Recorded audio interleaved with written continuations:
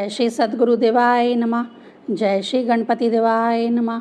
ओम नमः शिवाय। रुद्र संहिता पार्वती खंड 13वां अध्याय। ब्रह्मा जी बोले, हे मुनिवर, कुछ समय के पश्चात वृजांग की पत्नी को गर्भ हुआ तथा समय पूर्ण होने पर उसने अत्यंत विशालकाय व प्रकृति बालक को जन्म दिया। उसके जन्म लेते ही समस्त संसार में उथल पुथल मच गई। बादलों ने भयानक गर्जन किया, बिजलियां गिरने लगी, पहाड़ कांपने लगे, नदियां व समुद्रों के जल में उत्पात होने लगा, भयानक आवाज करके आंधी चलने लगी, राहु ने सूर्य को ग्रसित कर लिया। इस प्रकार अनेक विचित्र उपद्रव हुए। ऋषि कश्यप ने उसका नामकरण तारक किया। तारकासुर बड़ी तेजी से अपने पिता के घर वृद्धि को प्राप्त होने लगा। अल्पायु में ही वह पर्वत के समान विशालकाय हो गया और माता से तप करने के लिए आज्ञा मांगने लगा।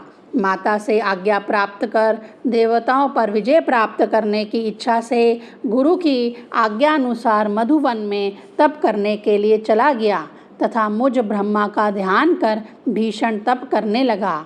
उसने हाथों को व दृष्टि को ऊपर की ओर उठा लिया तथा एक पांव पर स्थिर रहकर निश्चल होकर तप करता रहा। फिर 100 वर्ष तक केवल अंगूठे को आधार बनाकर उस पर खड़े होकर तप किया।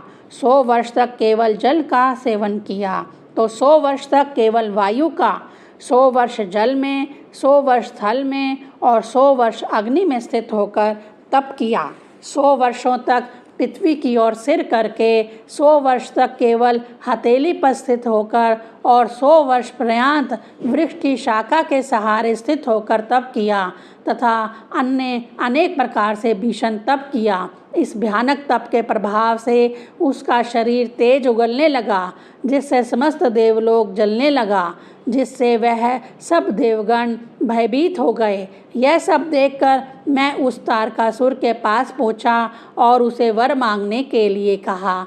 मुझे सामने पाकर तारकासुर ने प्रणाम किया और बोला, हे ब्राह्मण, यदि आप मुझे वरदान देना चाहते हैं तो पहले वर में ऐसा कर दें कि आपकी सृष्टि में मेरे समान कोई और शक्तिशाली ना हो।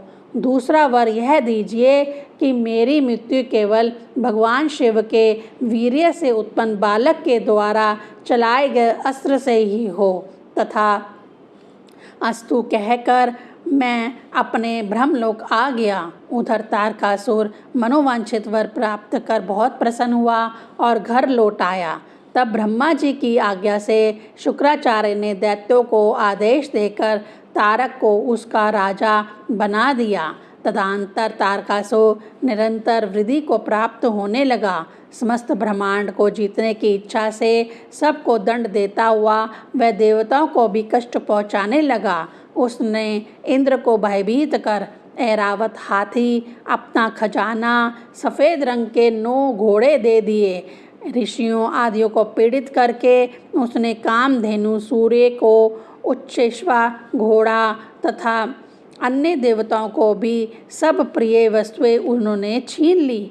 फिर उसने त्रिलोक से ढूंढ कर उत्तम वस्तुएं एकत्रित कर लीं। समुंदर ने भी भयभीत होकर अपने अमूल्य रत्न उसे प्रदान कर दिए।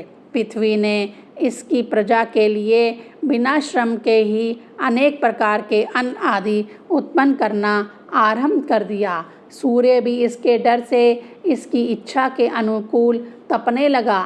इस प्रकार चंद्रमा, वायु, पृथ्वी आदि सब के व्यापारों पर दैत्यराज तारकासुर का वश चलने लगा। देवताओं व पितरों का भाग लेकर तारकासुर इंद्र का सिंहासन ग्रहण कर राजा बन बैठा। देवताओं को भगाकर उनके निवास स्थान दैत्यों को प्रदान कर दिए। ओम नमः शिवाय।